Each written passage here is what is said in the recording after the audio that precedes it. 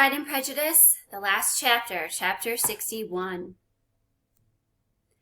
Happy for all her maternal feelings was the day on which Mrs. Bennet got rid of her two most deserving daughters. With what delighted pride she afterwards visited Mrs. Bingley and talked of Mrs. Darcy may be guessed. I wish I could say, for the sake of her family, that the accomplishment of her earnest desire in the establishment of so many of her children produced so happy an effect as to make her a sensible, amiable, well-informed woman for the rest of her life.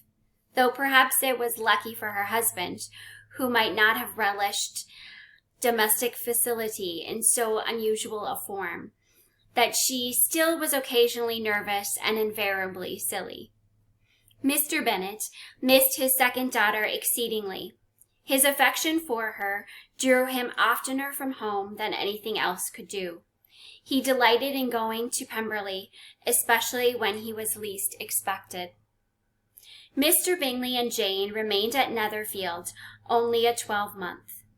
So near a vicinity to her mother and Meryton relations was not desirable to even his easy temper or her affectionate heart.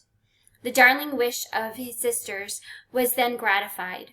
He bought an estate in a neighboring county in Derbyshire, and Jane and Elizabeth, in addition to every other source of happiness, were within 30 miles of each other. Kitty, to her very material advantage, spent the chief of her time with her two elder sisters. In society so superior to what she had generally known, her improvement was great. She was not of so ungovernable a temper as Lydia, and removed from the influence of Lydia's example, she became, by proper attention and management, less irritable, less ignorant, and less insipid.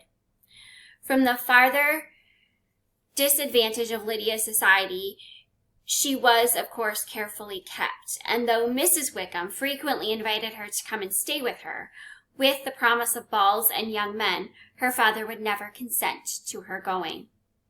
Mary was the only daughter who remained at home, and she was necessarily drawn from the pursuit of accomplishments by Mrs. Bennet's being quite unable to sit alone. Mary was obliged to mix more with the world, but she could still moralize over every morning visit, and as long as she was no longer mortified by comparisons between her sister's beauty and her own, it was suspected by her father that she submitted to the change without much reluctance. As for Wickham and Lydia, their characters suffered no revolution from the marriage of her sisters.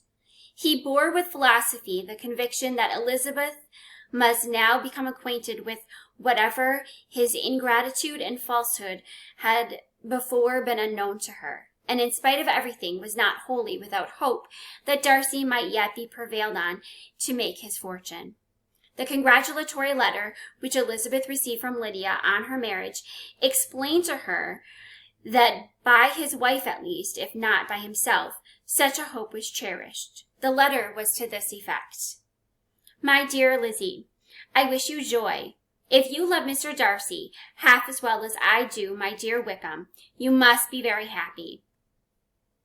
It is a great comfort to have you so rich, and when you have nothing else to do, I hope you will think of us. I am sure Wickham would like a place at court very much, and I do not think we shall have quite money enough to live upon without some help. Any place would do, of about 300 or 400 a year. But however, do not speak to Mr. Darcy about it if you had rather not. Yours, etc. As it happened that Elizabeth had much rather not, she endeavored in her answer to put an end to every entreaty and expectation of the kind.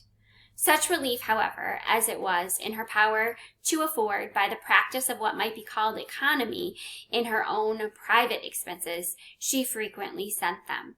So in other words, Elizabeth, is not opposed to helping out Lydia and Wickham, but she will not ask Darcy for money. It comes from her own expenses that she received from her father. It had always been evident to her that such an income as theirs, under the direction of two persons so extravagant in their wants and heedless of the future, must be very insufficient to their support. And whenever they changed their quarters, either Jane or herself were sure of being applied to for some little assistance towards discharging their bills. Their manner of living, even when the restoration of peace dismissed them to a home, was unsettled in the extreme. They were always moving from place to place in quest of a cheap situation, and always spending more than they ought. His affection for her soon sunk into indifference. Hers lasted a little longer, and in spite of her youth and manners, she retained all the claims to reputation which her marriage had given her. So, really, Lydia and Wickham are not happy together. Though Darcy could never receive him at Pemberley, yet, for Elizabeth's sake, he assisted him farther in his profession. Lydia was occasionally a visitor there, when her husband was gone to enjoy himself in London or Bath. And with the Bingleys, they both of them frequently stayed so long that even Bingley's good humor was overcome, and he proceeded so far as to talk of giving them a hint to be gone. Miss Bingley was very deeply mortified by Darcy's marriage, but as she thought it advisable to retain the right of visiting at Pemberley, she dropped all her resentment, was fonder than ever of Georgiana, almost as attentive to Darcy as before, and paid every arrear of civility to Elizabeth. Pemberley was now Georgiana's home, and the attachment of the sisters was exactly what Darcy had hoped to see. They were able to love each other even as well as they intended. Georgiana had the highest opinion in the world of Elizabeth, though at first she often listened with astonishment, bordering on alarm at her lively, sportive manner of talking to her brother. He, who had always inspired in herself a respect which almost overcame her affection, she now saw the object of open pleasantry. Her mind received knowledge which had never before fallen in her way. By Elizabeth's instruction, she began to comprehend that a woman may take liberties with her husband, which a brother will not always allow in a sister more than 10 years younger than himself. So in other words, she sees that they have a mutual affection and that Elizabeth likes to tease Darcy. He doesn't always accept that from his sister, but he will accept it from his wife. Lady Catherine was extremely indignant on the marriage of her nephew, and as she gave way to all the genuine frankness of her character in her reply to the letter which announced its arrangement, she sent him language so very abusive, especially of Elizabeth, that for some time all intercourse was at an end. But at length, by Elizabeth's persuasion, he was prevailed on to overlook the offense and seek reconciliation. And after a little farther resistance on the part of his aunt, her resentment gave way, either to her affection for him or her curiosity to see how his wife conducted herself.